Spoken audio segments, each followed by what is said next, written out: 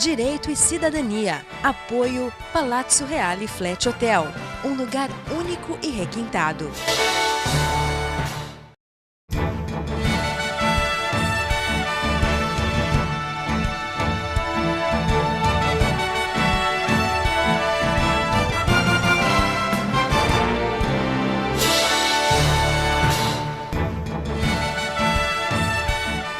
Olá, amigos, estamos começando mais uma edição do programa Direito e Cidadania. E hoje recebendo o médico oftalmologista Elcio Roque. O Elcio veio gentilmente aqui, um amigo lá do Sul. Obrigado pela participação do Direito e Cidadania em primeiro lugar. Bem-vindo. Muito obrigado, Walter. Bom, você sabe que o programa, Elcio, tem o condão de falar assim, programa feito com carinho para vocês e sem juridiquês. Aí o que acontece? Seja na advocacia, seja na medicina, seja na odontologia, a gente vai às vezes no profissional, ele fala umas palavras, aí quando você vai para casa, você fala, entendeu o que o médico falou? Não entendi nada. Essa é a grande verdade. Então, vamos falar uma palavra que aparentemente parece ser difícil, né? Mas explicando fica fácil. Estrabismo, é isso mesmo, Elcio? Isso mesmo. Na verdade, o estrabismo é um desalinhamento dos olhos. Uhum. É, na verdade, uma alteração músculo-sensória, ou seja, dos músculos dos olhos e da sensorialidade, não é? Ele pode se manifestar desde quando a criança nasce até na vida adulta, não é? É aquelas crianças que tem, ou a pessoa que tem aqueles olhos que a gente fala, né? Ou o olho pode estar para fora, ou o olho pode estar para dentro, certo. ou para cima, Ou para baixo. ou para baixo. Quer dizer, é um desalinhamento dos olhos. Você tem um alinhamento, não é? Um paralelismo, quer dizer, a ausência desse paralelismo caracteriza o estrabismo. Isso dá para detectar, como nós já falamos em outro programa, Elcio, na questão da infância, às vezes o médico consegue avaliar isso? Consegue. Consegue. Nós temos exames específicos. Por exemplo, num bebê nós podemos fazer o que a gente chama de Schibert, que é um teste do reflexo pupilar. Não é? Esse exame é feito com facilidade no consultório. Não é? E muitas vezes existe uma confusão, porque ou a criança nasce com a base do nariz larga, o que a gente chama de pseudoestrabismo. Isso é muito comum. Engana o médico até, né? Exatamente. Vai ao médico, o meu filho tem estrabismo. E muitas vezes os pais querem convencer o médico que ele tem. Mas não tem, na verdade, é uma base larga do nariz, uma pega de picanto, não é? Isso faz com que supostamente tenha um estrabismo, mas não é. É um pseudoestrabismo. Agora, estrabismo pode aparecer em qualquer fase da vida da criança. E por que ocorre isso, Nelson? Quais as causas? Na verdade, nós temos o estrabismo de causas sensoriais e motoras, não é? Então, uma criança com 3 anos, que nunca teve nada, e de repente começa a desviar o olho para dentro, não é? Ela pode estar desenvolvendo o que a gente chama de ambliopia nesse olho. Ou então, ela pode estar precisando de óculos. Ela tem uma hipermetropia por trás, por exemplo, 3, 4 dioptrias, e faz com que o olho desvie para dentro. Ao você prescrever os óculos, a criança volta ao normal. Não é?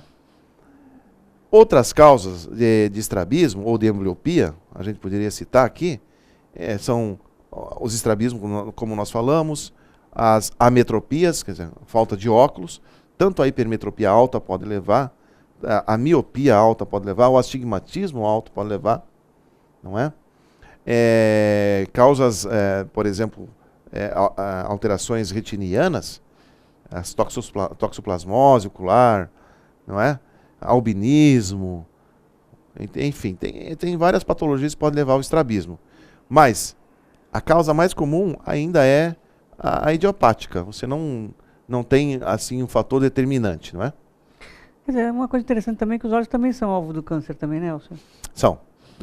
Você pode ter retinoblastomas, por exemplo, que é uma patologia muito comum, muito comum não, rara em criança, graças a Deus, mas que pode acometer criança. E por isso que o teste do reflexo vermelho é importante. Essa questão do estrabismo, Elcio, realmente tem um tratamento, tem a cura? Porque parar de um músculo, né, passar por um lado, passar por outro, é impossível sozinho, né, Elcio, de voltar ao normal. Então, Walter, na verdade nós temos uma cola no olho, a gente chama de sensorialidade. Essa cola, ela no estrábico, ela é muito fraquinha. Tem alguns casos de estrabismo, como, por exemplo, síndrome de Ciância, que é o estrabismo infantil, ou precoce, que você operando até 1 ano e meio de idade, você consegue manter o que a gente chama de fusão ainda. Mas, a maioria dos casos, eles são estéticos.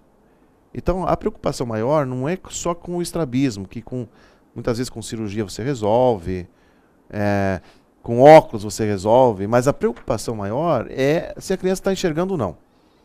Perfeito. E dá dificuldade, Nelson, porque aquele alinhamento ele é feito, até na movimentação do olho depois com o estrábico tem problema também, né? Exatamente. Mas eu volto a frisar que o mais importante é a criança enxergar, porque do ponto de vista de correção cirúrgica, isso você faz em qualquer idade depois. Tá. Mas se deixar também, pode ir agravando, Elcio? Se deixar muito tempo? Não, o que pode agravar é a ambbliopia, Tá. a baixa de visão. Tá. Isso sim. Mas o estrabismo em si, ele não, ele vai ser sempre o mesmo, Tá. não é? Então o estrabismo estaria ligado efetivamente a uma outra doença do olho também? Pode estar ligado sim. Mas mais comumente a um distúrbio sensório-motor do olho mesmo. Quando a criança tem aquela dificuldade para enxergar, Elcio, aquele tampão ainda é utilizado aqui? Sim, a ambbliopia se trata através da oclusão. Tá. Esse é o tratamento que a gente chama de ouro ainda. Padrão ainda, né? Padrão Gold Tá. para ambbliopia. Não existe pílula, não existe remédio, não existe gotas, nada disso. O tratamento para ambbliopia, para recuperação visual de um olho, é a oclusão do olho dominante. Sempre. Elcio, por mais que você estude, por mais que você busque algumas coisas, né, como lasers mais modernos, algumas coisas realmente não saem da parte da oftalmologia, né, que nem a lâmpada de fenda, né, são coisas que são básicas. Está na bolsa do médico também, porque sempre é uma situação para poder avaliar em qualquer momento, né? Exatamente. Hoje você já tem lâmpadas de fendas portáteis, né? Você leva no hospital, examina o doente, né, acamado, não é? Você tem aparelhos portáteis, você leva para onde você quiser. A tecnologia está aí na oftalmologia, mas tem aparelhos que nunca vão deixar de ser usados. O estrabismo, os mais graves, Elcio, pode levar a cegueira ou não? Pode. O estrabismo pode levar a cegueira, sim. É o que eu estou falando. Por exemplo, a criança tem falta um grau muito alto. Os 2 olhos dele vão ter limitação visual. Coisa que se tivesse prescrito com 1 ano e meio, certamente não teria perdido tanto. Eu já vi alguns casos, Elcio, que praticamente, né, você fica só com a outra parte, quer dizer, a parte central do olho vai praticamente para dentro. Acontece, a pessoa sente um desconforto muito grande, né? Na verdade, isso a gente chama de ângulo de desvio. Existem ângulos pequenos como ângulos enormes. Pode chegar a 100 dioptrias prismáticas. Ou então, aquele microestrabismo que é de 8 a 10, não é? Que é bem pequenininho, que ninguém observa. Nem o próprio paciente, só o médico oftalmologista. Perfeito. Elcio, te agradecendo a participação, já fica convidado para vir outras vezes, né?